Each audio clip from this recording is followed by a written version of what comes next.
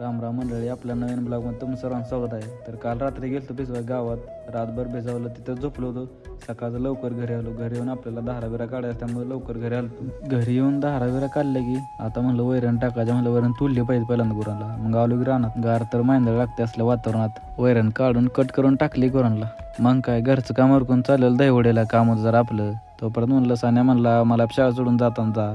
चल म्हणलं बस गाडी, म्हणलं जाताना सोडून जातो तुला. थोडं पुढं आलं तर आपलं 2 वाघ शाळेत चाललेलं, विराट कोहली आणि हार्दिक पांड्या. चला म्हणलं तुम्हाला सोडतो, म्हणलं बसा. सोडले गाड्यांना शाळेत, गाड्यांचं जाणं दुकानाकडे जावा म्हणलं लवकर, म्हणलं शाळा भरेल. तिथनं डायरेक्ट गावात आलो ग्रामपंचायत.